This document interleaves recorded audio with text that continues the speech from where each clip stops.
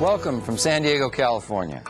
We are reaching you in English, Spanish, and Portuguese, live through a unique and complex international telecommunications network via satellite, microwave, and cable. The International Training Center brings us together once again through this original video conference program, which joins distinguished organizations representing education, business, and government in Mexico, Cuba, the Dominican Republic, Costa Rica, Panama, Colombia, Venezuela, Peru, Ecuador, Brazil, Bolivia, Paraguay, and Argentina. We also welcome Spain, the United States of America, the Organization of American States in Washington, D.C., the United Nations Conference on Trade and Development, known as UNCTAD, in Geneva, Switzerland. During our program today, we will look at productive leadership and how it is an essential ingredient for excellence and customer-focused performance. This is the fourth video conference in the year 2002 series entitled Excellence with a Global Flair. I'm Richard Page of the Page Firm, a law firm specializing in international business litigation, arbitration, and mediation, and your moderator for today's program. Various quality awards around the world, awards that were developed in an attempt to define those practices deemed most important to success, have had a great impact on the way that businesses and government organizations operate. These awards have, to a large degree, set the agenda for what organizations should strive for. In doing this, they have aided businesses, educational and governmental organizations in transforming themselves to benefit the end user or customer. Typically, goals for organizations seeking performance excellence include reducing the costs of doing business, increasing profitability, improving the health of employees, enhancing product and service quality, promoting regulatory compliance, and reducing business risk. The benefits to companies that achieve performance excellence are obvious. Organizations that consistently produce high-quality, competitively priced products and services sought by the marketplace have a definite advantage over organizations that are not able to compete effectively. The benefits to consumers are equally clear. They receive the high-quality products and services that they desire at a lower cost. In fact, the United States Department of Commerce recently calculated that between 1991 and 2000, publicly listed Baldrige Award winners outperformed the S&P, the Standard & Poor's 500 index, by about 3 to 1, achieving a 323% return on investment compared to a 110% return for the S&P 500. During this video conference, we will look at the concept of performance-based leadership and what it means to create a customer-focused organization. Our speaker today will also introduce the performance-based leadership model, a tool that you can use to increase your ability to establish internal accountability for management and to effectively compete in international markets. Finally, we will go over a case study of a company that has successfully implemented the principles of performance excellence. In the second module of this program, we will lay out the criteria for the Malcolm Baldrige Quality Award, what it means to organizations that have won the award, the application process, and how organizations must demonstrate performance excellence and how they are judged. Let me introduce today's speaker, Mr. Tom Hinton. He is president and CEO of the San Diego-based Customer Relations Institute, an international training and consulting firm that specializes in helping clients improve their business results through leadership, teamwork, and superior customer service. Mr. Hinton is a board member of the California Council for Excellence, the Leadership Links Foundation, and the California Consumer Council. He also served on the Board of Examiners of the 2001 Malcolm Baldrige National Quality Award. His latest book is entitled Leadership Lessons I Learned on the Links. He is also the author of The Spirit of Service and co-author of Customer-Focused Quality, What to Do on Monday Morning. Mr. Hinton has addressed over 500 corporations, associations, and governmental agencies in the United States and abroad, with topics such as leadership, customer service, team building, and achieving performance excellence in the workplace. Mr. Hinton is a graduate of the University of Maryland, and he attended the MBA program at the University of Phoenix. Welcome. It's great to have you back with us for this video conference. I'd like to begin with an introductory question. Information technology now has the potential to help organizations model, measure, and adjust business processes in great detail. And many companies are finding these tools helpful in implementing change. How, in your view, have information technology aided in the quest for quality that has been an ongoing effort for decades? And what types of information technology systems should a company have in place to most effectively improve their business processes? Well, Richard, to say that information technology has changed our lives is really an understatement. As I look at my own life, I look at how our business has changed radically in terms of how we conduct research, how we deal with clients, and of course, our ability to interface with our clients through the computer, through the internet, through websites and other means that have been shaped by information technology. I think in our own lives, if you sit there in the living room and you watch TV, how could we possibly do it without the clicker to be able to advance the channels or change the CDs or the DVDs that we watch home movies on now? My daughter says that this particular cell phone, which is only 3 years old, is a relic because information technology has changed so dramatically that it's not as current as hers, which is probably a blessing. As I've worked with people in organizations, I find that they really want three things. Number one, they want access to data and information. And the reason they want that is so that they can make decisions. They need knowledge to make those decisions. Secondly, people want the ability to communicate. They want to communicate anytime, anywhere, with anybody around the world. And I think information technology has dramatically changed our ability as well as how we communicate. And finally, I think that people want things that are faster, better, and cheaper. And of course, that leads into the second part of your question about the quest for quality and how quality has improved the processes that businesses use. There are really two types of technology that we should be concerned about in this day and age. One, of course, is the enabling technology. And enabling technology is the technology that helps improve systems that improves our products. Maybe it's the robotics that we use in cars. Perhaps it's biomedical research type technology to help prolong life or improve the quality of our life. And then, of course, there's relationship technology. Now, relationship technology is the kind of technology that your company would use to bring you closer to the customer. For example, your telecommunications system. What kind of prompts do you put your people through or your customers through before they can physically talk to a human being and make that airline reservation or enroll in a university? So I think, Richard, those are the two types of technology that I would encourage companies and organizations to focus on: enabling and relationship technologies. Thank you for your comments. Let's begin now with Module 1, in which Mr. Hinton will talk about laying out the foundations for performance excellence through his performance-based leadership model.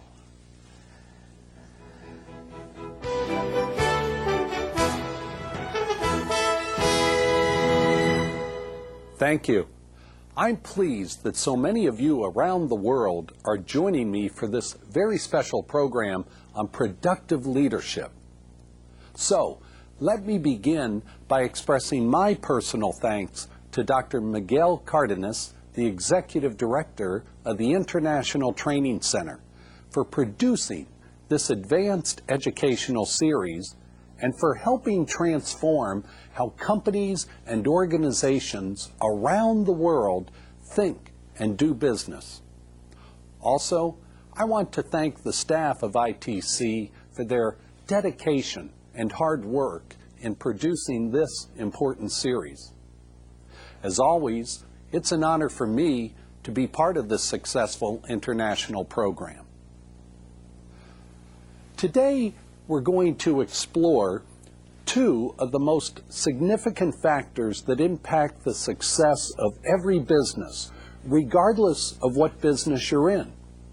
And those two factors are performance-based leadership and a customer-focused organization. My goal is to help you chart your course to performance excellence and competitiveness by introducing you to a leadership model I developed over the past 13 years. I refer to it as the performance-based leadership model. I'm going to divide today's program into two segments. During the first segment, I will outline for you the 4 parts of my performance-based leadership model. During the past 4 years, the performance-based leadership model has become more relevant and useful because of the intense international competition and the need for organizations to hold their leaders accountable based on their results. I will provide you with a brief case study of Clark American Checks, a 2001 Baldrige Award-winning company that successfully used key components of the performance-based leadership model to transform its company and not only survive in difficult economic times, but actually become a world-class business. Now, during the second part of our program, I will introduce you to the Malcolm Baldrige Quality Award's most current criteria for performance excellence, which seems to have a universal following. We'll briefly review the Baldrige Award's 7 categories so that you're familiar with them when we discuss how to conduct an organizational self-assessment during the second part of our program. At that time, I'll provide you with a self-assessment model that you can use to assess your organization's performance and improve its competitiveness. In a moment, I'll define all of these terms for you. Now, let me give you some background on how I came to develop the performance-based leadership model. In 1987, I became a student of continuous improvement methodologies. Today, we know this study by several terms, the most popular of which is performance excellence. It was also during this same time that the Malcolm Baldrige Award was first introduced here in the United States. Now, for those of you who might not be familiar with the Malcolm Baldrige Award, let me say that in the United States, the Baldrige Award is the highest honor any business, healthcare organization, or educational institution can receive. It's awarded annually to a handful of best-in-class organizations by the President of the United States based on a very demanding set of criteria known as the criteria for performance excellence. Over 70 countries around the world, including Mexico, Brazil, England, Japan, and Sweden, have their own national awards for performance excellence. And in most cases, these national awards are similar in terms of their criteria and continuous improvement objectives to the Malcolm Baldrige Award. I should also add that the award was named after a popular Secretary of Commerce who served in President Ronald Reagan's administration in the early 1980s. Many of these national award programs, including the Baldrige Award, originated in the 1980s as governments were trying to find ways to encourage manufacturers and large service industry companies to improve their quality and customer service, and therefore be more attractive in the global marketplace. Now, over the years, most of these national award programs have expanded their criteria far beyond evaluating quality and customer service improvement to the point where they are helping businesses and public sector organizations improve their organizational performance and achieve higher levels of success. In generic terms, this philosophy and criteria has come to be known as performance excellence. And so the Baldrige Award criteria has served as a catalyst for me to learn about continuous improvement, and eventually in 1996 I developed a leadership model formally that has helped many companies and organizations make the transformation from a functional structure to a customer-focused structure. It might help at this point to define some terms for you. First, I define leadership as the ability to help individuals and organizations surpass themselves. I define performance-based leadership as a customer-focused approach that organizations can use to measure, track, and improve their performance based on the needs of their customers, employees, suppliers, and other stakeholders who have a vested interest in the organization's long-term growth and success. I defined functional structure as an internally based approach used by an organization to perform its work. Typically, this structure looks like the old-fashioned organization chart from the 1950s and includes the following attributes. It's financially driven. They have premium pricing for profit, top-down management or MBO. There's an employee hierarchy. They're focused on cost to cut cost and save money. They have one eye on the competition. Their departments are structured by function.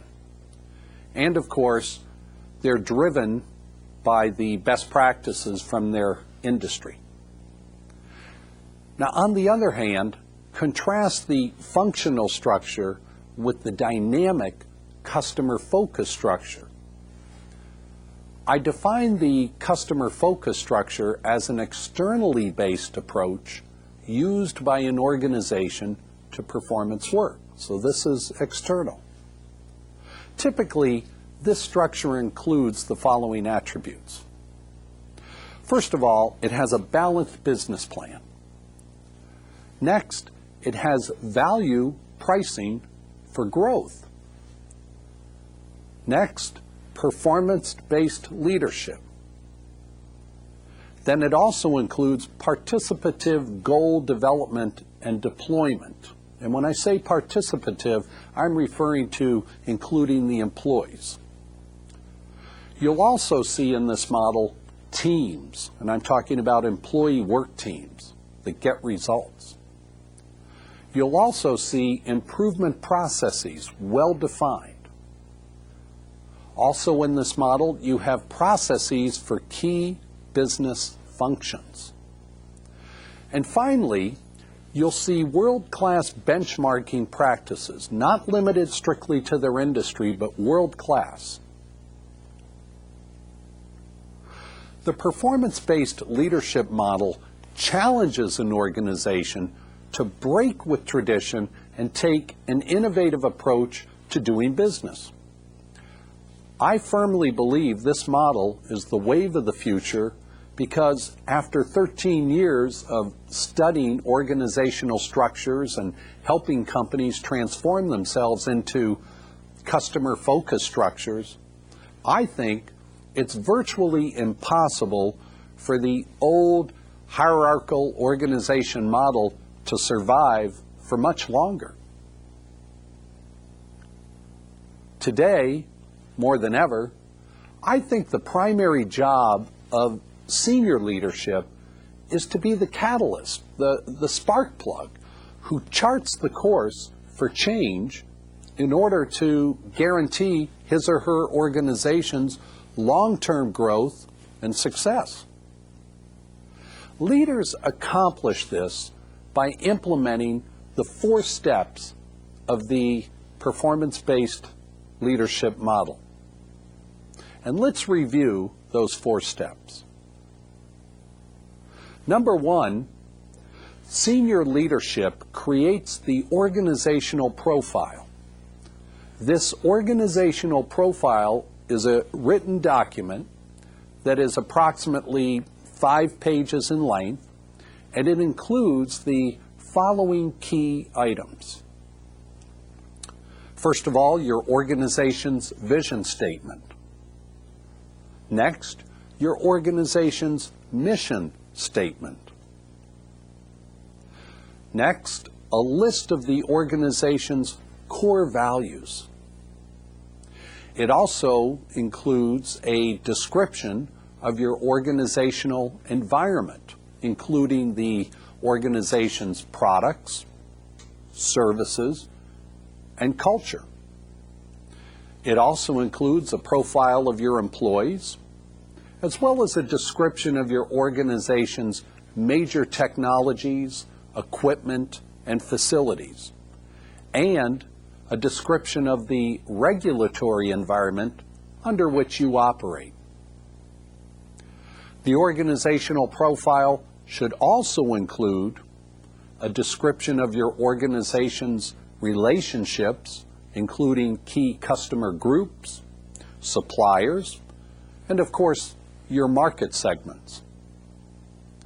Now, I also encourage the organizational profile to include a description of your competitive environment, as well as a list of your organization's strategic challenges, and a description of your organization's performance improvement systems. Now, obviously, there's much work required in order to produce the organizational profile.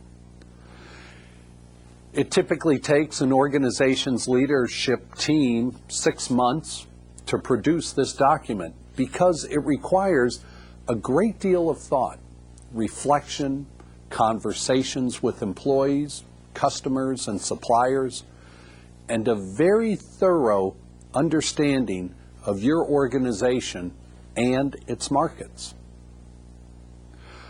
But nevertheless, it is the foundation to the performance-based leadership model, and therefore it must be built carefully in order to support the future direction of the entire organization.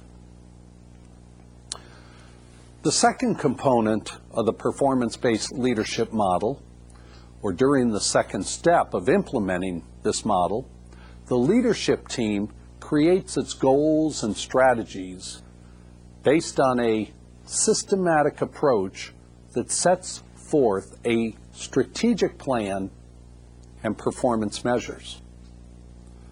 This step actually moves quickly once the organizational profile is in place because suddenly so many goals and strategies become clear to the leadership team. Now, in Part 3 of the performance-based leadership model, the leadership team measures its key result areas, or KRAs, including customer, financial, human resources, and overall organizational effectiveness results. Now, the fun begins because the exciting part of a company's success is experiencing its slow but steady growth and then monitoring and measuring key results. This is a process that every employee in your organization should be part of, so that your people become part of the business's success. This is the phase whereby your employees become true stakeholders and no longer hourly employees who punch a clock and hope their 8-hour shift goes by quickly. This is also the phase in which you can recognize and reward your employees for doing a great job and meeting or exceeding their goals. Let me add that every best-in-class organization has in place some kind of recognition program that includes both financial and non-monetary rewards. If you want to increase employee productivity, you must give them a goal, an incentive, and then reward them when they achieve that goal. The fastest way to lose employees and their loyalty is to dishonor your promise to reward them when they achieve their goals. And by the way, once you've lost the employee's trust, you never regain it. The fourth and final step of the performance-based leadership model requires the leadership team to perform an annual organizational assessment. And we're going to talk more about self-assessments in the second part of this program. But the purpose of this internal assessment is very simple. Leadership needs to evaluate the organization's performance according to each of the key result areas, or the KRAs that we talked about in Part 3. Again, these are the same goals and strategies that the organization listed in Step 2 of this model. The annual internal assessment should be a positive review of everyone's performance, as well as a very honest assessment of the organization's overall performance. I emphasize the word honest because the organization's growth will be muted if this process is anything less than complete and open. There's a wonderful expression that goes, "Facts are friendly, always fair, but sometimes harsh." Well, the annual internal assessment must be a factually based review of how well you did, where you failed, and where you succeeded. Let me also add that nobody is perfect, and rarely does an organization ever achieve all of its goals.